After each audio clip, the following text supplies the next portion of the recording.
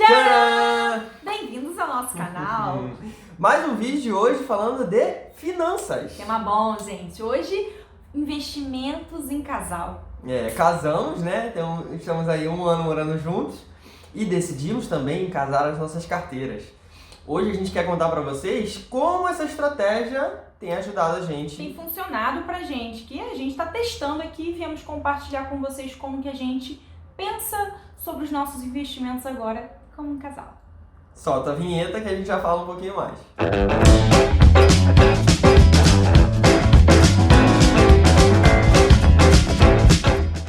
Começando do começo, né? Como que chegamos nessa ideia de como que a gente faz com a nossa carteira de investimentos? Antes, curte o vídeo para ela poder contar como que foi.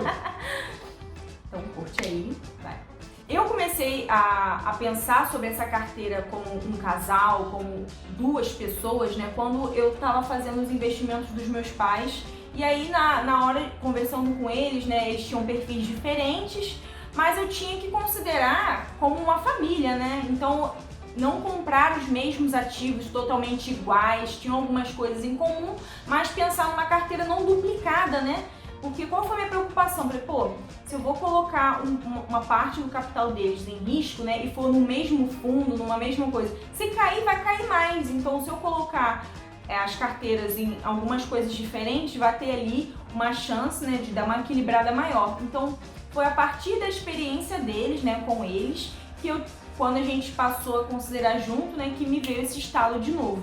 Interessante porque assim como os pais da Isabelle têm perfis diferentes, a gente também tinha perfis diferentes, ativos diferentes, porém alguns eram iguais. E agora, todo final de mês, a gente faz um levantamento dos nossos gastos, como é que foi aquele mês, como que foi o desempenho da nossa carteira naquele mês, né, dos nossos ativos, que a gente tem grande parte do nosso patrimônio em renda variável, né? E aí a gente toma a decisão para fazer o investimento no mês seguinte. Mas como escolher? Vai seguir qual perfil? Qual carteira? Né? É isso que a gente quer compartilhar com vocês aqui um pouquinho, né? A nossa base, ela começou com a Arca, né? A gente pegou essa estratégia do Thiago Nigro como referência, como né? referência, e hoje a gente já deu uma modificada. Né? A gente não investe só em 4 classes de ativo, que é a base da Arca, né? Ativos, ações e negócios, né? Fundos imobiliários, caixa e ativos internacionais. Hoje a gente tem um pouco mais de outros ativos e é sobre isso que a gente vai falar aqui também. É importante ter uma estratégia de investimento, porque nos momentos de euforia, você precisa voltar na sua estratégia de investimento. E a gente passou a traçar uma estratégia como casal. E essa estratégia de renda variável se compõe de alguns ativos e aí mensalmente a gente compra um pouco mais, um pouco na carteira dela, um pouco na minha carteira e vai escolhendo os ativos baseado no desempenho da carteira e nesse equilíbrio, nessa estratégia inicial que a gente traçou de dividir em classes de ativos, né? A gente olha esse balanceamento, né, tanto no micro, né, então em cada carteira, a minha carteira e a carteira dele tem que estar balanceada, mas também como é que estão essa divisão como casal, que às vezes eu tenho um valor a mais em alguma coisa que vai juntar com o valor dele, então eu preciso saber quanto, como casal, estamos em cada ativo, em cada classe de ativos, né? E respeitando esse perfil, né, que isso é muito importante, gente, respeitar o perfil. Se o seu perfil de investidor ainda é conservador, moderado, não adianta você ficar jogando tudo no risco, porque você vai se sentir mal no final das contas, né? Porque você está desrespeitando o seu perfil de investidor. E aí nessa ótica aqui, para ficar mais claro para vocês, né? A gente, por exemplo, tem a nossa carteira em conjunto que tem uma porcentagem de ações, por exemplo. E aí se pegar separado, talvez a minha carteira tenha mais ações que o meu perfil seja mais para esse tipo de ativo. Não estou dizendo que é especificamente, mas só para ficar mais claro que às vezes na nossa carteira eu tenho um pouco mais de ação do que ela, mas na carteira em conjunto a gente pensa nisso. Para dar um exemplo para vocês, né? Na nossa carteira de ações, que foi o que a gente falou agora, juntos, temos 28% na nossa carteira de renda variável em ações. Considerando aí os ativos que a gente tem, né, quase 30% está em ações. A gente não deixa passar muito mais do que isso. Se sobe mais do que isso porque desempenhou bem naquele mês, a gente aloca em outros investimentos, em outras classes de ativos, né? Ações seria a primeira da Arca, né? A Arca seria para passar por grandes crises, né? Exatamente. Então a gente mudou um pouquinho, mas segue uma estratégia parecida. Ações seria a primeira parte, 28% é o que a gente tem hoje do nosso patrimônio de renda variável. Depois seria o R, né, de Real Estate, que é fundos imobiliários. E a gente hoje tem ali de fundos imobiliários 19% da nossa carteira. E fundos imobiliários é muito bom, porque todo mês pinga, tanto na corretora da Isabelle como na minha, valores sem a gente fazer nada. Isentos de imposto de renda, que são os dividendos dos nossos fundos imobiliários, que a gente poderia usar para pagar contas de casa, mas a gente usa para reinvestir e fazer aquele número mágico acontecer, né? Todo mês a gente conseguir comprar mais cotas e receber mais dividendos no mês seguinte, né? Depois a gente tem criptomoedas, que aí mudou um pouco, né? A gente entrou com criptomoedas que não tinha na Arca. Poderia ser barco. Poderia ser barco, a do Bitcoin, mas a gente preferiu botar Arca com 2 Cs. Carca também não pareceu muito bom. Criptomoedas poderiam entrar em ativos internacionais, tá, gente? Mas como é um ativo muito mais volátil do que os outros, a gente definiu por colocar eles separado, né? Então a gente está com 14% de exposição da nossa carteira em criptoativos. Esses percentuais que a gente está colocando aqui é uma coisa que eu faço. A gente tem outros investimentos, só que eles são para objetivos, então eventualmente a gente vai tirar, vai usufruir aquele dinheiro. Essa carteira aqui que a gente toma a decisão, eu filtro os investimentos que a gente tem para a construção de patrimônio, que é a fase que a gente está, né? A gente não está usufruindo do nosso capital ainda, a gente está construindo patrimônio. Exatamente. Então, para a gente tomar uma decisão todo mês, não é em relação a como está lá fora, né? Eu olho para a nossa carteira, eu puxo todos os números dos nossos investimentos para ver como é que está esse percentual aqui desses ativos de construção de patrimônio. A nossa intenção não foi e provavelmente não vai ser ficar rico na bolsa. A gente vai ficar rico também com a bolsa. Ela vai acelerar o nosso crescimento, né, em relação ao nosso capital, porque a gente vai botar nosso dinheiro para trabalhar também, mas o objetivo é a gente fazer mais dinheiro com projetos, com mentorias, com negócios. E a bolsa dá negócio para você investir, né? Se você não tem os seus ainda, talvez seja uma opção. Se você tem os seus, também é uma opção, que é o que a gente tem feito aqui, né? O outro C é um C muito importante, que é o C de caixa. Para que serve o caixa? Reserva de oportunidade. Além da reserva de emergência, que a gente tem aqui para cobrir custos de 6 a 12 meses, a gente tem uma reserva para oportunidade, que aqui a gente chama de caixa, que caiu o preço de algum ativo que a gente já tenha na carteira, alguma oportunidade de investimento diferente, a gente tem um valor, 20% da nossa carteira, é bem expressivo, para tomar essas decisões. Então, ele fica disponível, fica ali no investimento com liquidez alta para a gente fazer essa movimentação com mais flexibilidade. E assim como a reserva de emergência, a gente não está buscando rentabilidade nesses 20%, a gente está buscando liquidez alta para a gente tirar a qualquer momento e investir em alguma coisa se for o caso, e também baixo risco, porque eu não quero que meu caixa diminua, eu quero que ele esteja disponível ali caso eu precise. E olha, gente, o que a gente já aprendeu nesse período que a gente está investindo, e até porque a gente lê bastante sobre o assunto, se inteira bastante sobre o assunto, é que as oportunidades, elas vêm e vão, elas vão voltar, vão continuar aparecendo, o mercado é cíclico, assim como a natureza é cíclica, e vão surgir oportunidades. Então, o C do caixa, ele é importantíssimo na nossa estratégia de investimento, né?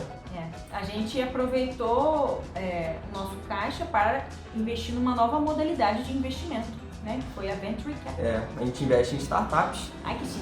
Né? Estamos juntos.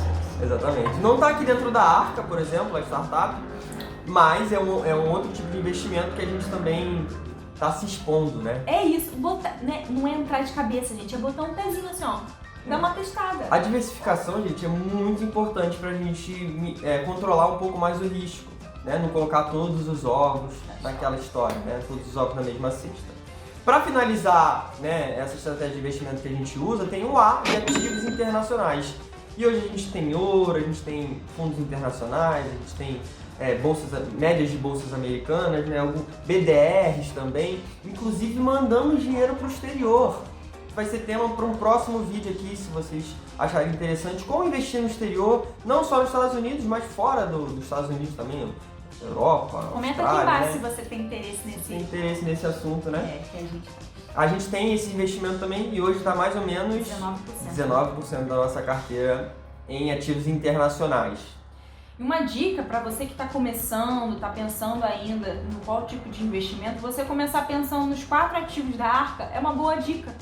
Porque você já vai ter uma ideia assim, de percentual, 25% para cada, com uma certa flexibilidade, e depois você vai adicionando, experimentando outros ativos, né? Que aí você vai tendo mais tranquilidade para fazer essa escolha. Mas começar por esses 4 foi bem interessante pra gente. E assim, se pegarmos as carteiras separadas, teremos divisões diferentes. E é isso que a gente queria trazer aqui para vocês. Que o nosso perfil de investimento, ele acabou se complementando. Sim. Então, nos investimentos mais arriscados, talvez seja o meu perfil, né? Ou em outros investimentos seja outro perfil. E isso ajudou a gente a tomar decisões de investimento também, né? Sim. A Isabelle me trouxe para esse mundo dos investimentos, vocês já devem saber, ou se vocês não sabem, estão sabendo agora, né? E eu consegui trazer um pouco mais de risco para a nossa carteira, porque ele está atrelado ali naquela expectativa de retorno. E o Brasil meio que forçou a gente a ir para o risco com a taxa de juros baixíssima. A taxa de juros está negativa no Brasil hoje, então obrigou a gente a buscar o risco e acabou que a nossa carteira se complementou. Todo final de mês, dia 30, a gente fecha a carteira, vê como é que se desempenhou. Faz a fotografia da riqueza. Foi um método que eu desenvolvi, um acompanhamento, para ter essa noção, assim, eu olho todas as corretoras, todos os ativos, pra gente ver quanto que deu de um mês pro outro, como é que tá essa divisão. Eu até separei aqui a minha carteira, eu tô com 40% em fundos imobiliários. Eu tenho um perfil mais de gostar de receber ali dividendos, então até para escolher ativos, escolher ações, eu também tenho uma boa parte de ações, em ações, mas eu tô tendendo ali a investimentos mais perenes. Então existe também, até mesmo dentro da renda variável, essas características diferentes dos investimentos dos negócios, dos ativos. Então, dependendo do seu perfil, você conhecer o seu perfil, vocês conversarem sobre isso, é muito importante e só tem a agregar. A gente conversa muito e todo mês a gente é obrigado a tomar uma decisão de investimento pro próximo mês, que a gente investe todos os meses. Isso não somos obrigados, né? A gente escolhe. Tudo bem, mas o que eu tô querendo dizer, né, é que mesmo se a gente esquecesse, no final do dia 30 a gente tem que falar sobre investimentos e a gente acaba chegando num denominador comum, né, de estratégia. Tem as ações mais arriscadas e as menos arriscadas, por exemplo. Tem os fundos mais arriscados e os menos. E a gente vai dividindo a nossa carteira respeitando o nosso perfil de investidor. E é isso que a gente espera também que você que está assistindo o nosso vídeo aqui pense que é importante, né? Respeitar o seu perfil de investidor. E é um processo, tá? Um processo, geralmente você vai melhorando, né? Ficando mais arrojado com a experiência também que o mercado vai te dando. E você desenvolver essa visão de longo prazo para a renda variável, ela é imprescindível, porque se você ficar olhando para os preços, para o externo, em vez de olhar para a sua carteira, para os seus investimentos, você vai acabar tendo gatilhos ali para tomar alguma decisão, você não vai ter tanta referência para saber se tem uma boa hora de comprar, se não é. Então, isso dá uma certa tranquilidade pra gente também na hora de investir, porque a gente está decidindo baseado no nosso contexto, né? Não no contexto externo somente. E aí a gente olha as classes de ativos, dentro dos nossos ativos, quais são os setores. Às vezes o setor financeiro está muito grande, né? A gente dá uma realocada, a gente busca não vender, a gente busca aportar para reequilibrar. Já fizemos algumas vendas? Já nos arrependemos porque na hora do imposto é mais chatinho? Já. Aquele ativo subiu?